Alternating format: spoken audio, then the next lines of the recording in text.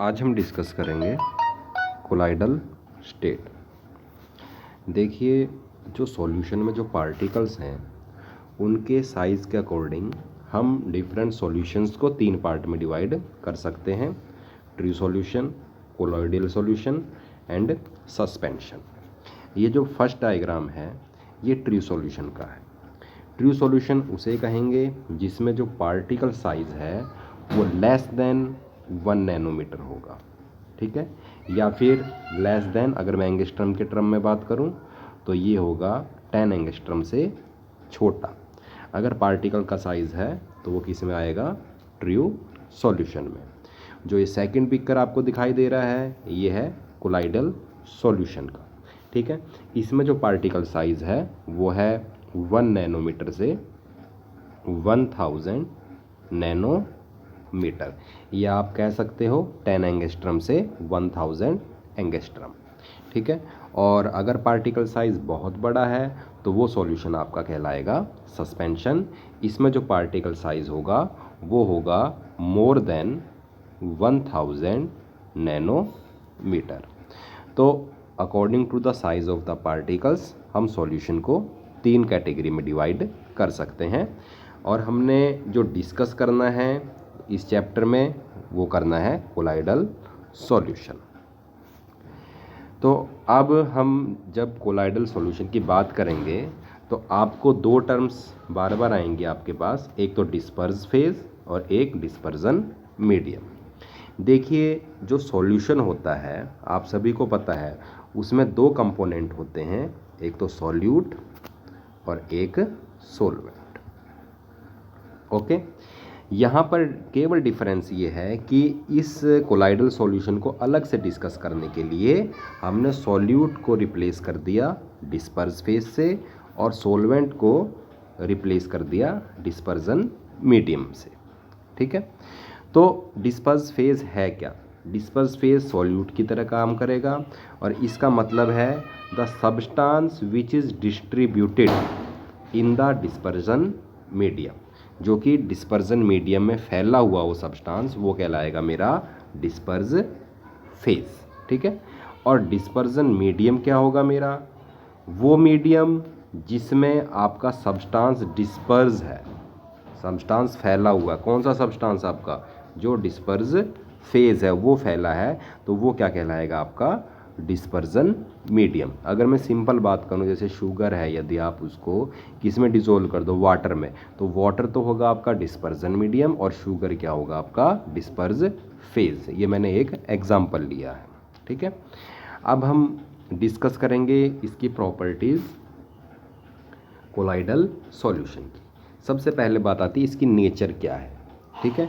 जो नेचर हो गई कोलाइडल सॉल्यूशन की वो होगी आपकी हेट्रोजीनियस। कुछ प्रॉपर्टीज़ हैं लाइक स्कैटरिंग ऑफ लाइट। वैसे अगर आप इसको सिंपल अपनी आँखों से देखोगे तो इसमें जो पार्टिकल्स हैं वो आपको दिखाई नहीं देंगे, ठीक है। लेकिन यदि आप माइक्रोस्कोप का यूज़ करते हो, ठीक है, तो आपको ये पार्टिकल्स दिखाई दे सकते हैं। और ये प्रॉपर्टी जो मैंने अभी आपको बताई थी, ठीक है, टिंडल इफेक्ट, और जो कि जिसे हम स्कैटरिंग ऑफ लाइट भी कहते हैं, वो ये बात बताती है कि इसकी नेचर कैसी है?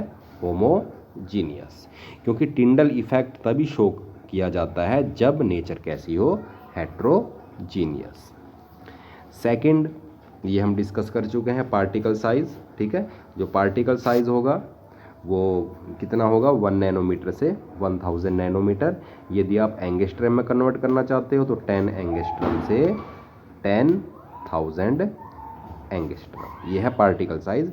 ये 1 नंबर का एग्जाम में आ जाता है, ठीक है। थर्ड है फिल्ट्रेबिलिटी।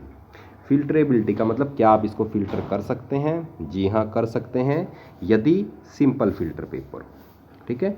जैसे ये आपका फिल्टर पेपर आपने देखा होगा लैब में, ठीक है। इसमें छोटे छोटे पोर्स होते हैं, छोटे छोटे छेद होते हैं, ठीक है। और जो कोलाइडल सॉल्यूशन होता है उसमें जो पार्टिकल्स हैं उनका जो साइज़ होता है इन पोर्स से छोटा होता है, तब ये क्या होते हैं? इसमें से निकल जाते हैं। यदि आप सिंपल फिल्टर पेपर से कोलाइडल सॉल्यूशन को फिल्टर करोगे तो फिल्टर नहीं होगा।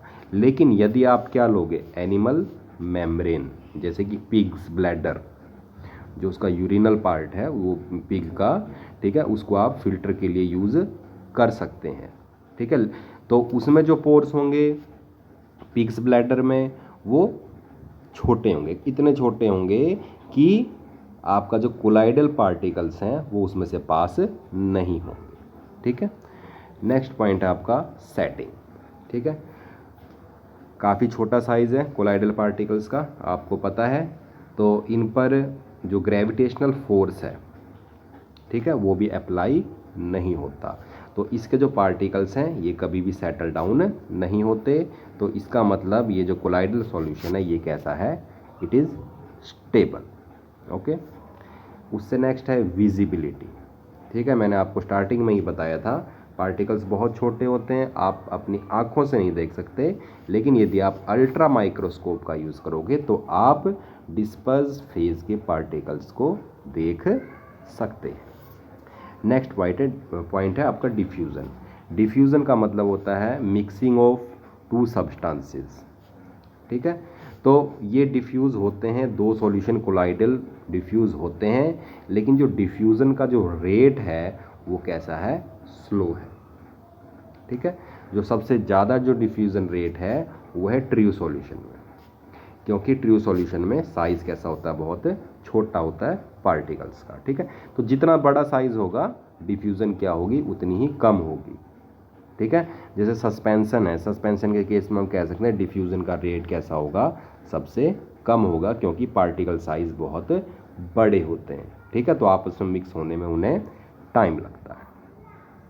नेक्स्ट है आपका अपीयरेंस, कैसे दिखाई देते हैं, ये दिखाई देते हैं आपको ट्रांसल्यूसेंट। ट्रांसल्यूसेंट्स होते हैं आपके पारभासी, मतलब जिसके आर पार आप देख सको, लेकिन कैसा देख सको, धुंधला, ठीक है। तो इसके जब भी आप सॉल्यूशन अगर आप प्रिपेयर करोगे और उस सॉल्यूशन में से अगर आप आर पार देखने की कोशिश करोगे तो आपको ट्रांसल्यूसेंट दिखाई देगा, मतलब धुंधला दिखाई देगा, आपको क्लियर दिखाई नहीं देगा, ठीक है। जैसे कि आपका ट्रू सॉल्यूशन है, ट्रू सॉल्यूशन में से अगर आप देखोगे, आप अगर जैसे नमक घोल लो अगर पानी में, तो अगर पानी में से आप देखना चाहो, ठीक है, तो आप उसके आर पार देख सकते हो, ठीक है। लेकिन जो सस्पेंशन है, सस्पेंशन में आप बिल्कुल भी नहीं देख सकते, क्योंकि पार्टिकल साइज़ कैसा होता है, बहुत बड़ा होता है, जैसे कि जब हम मिट्टी को पानी में मिला लेते हैं, ठीक है।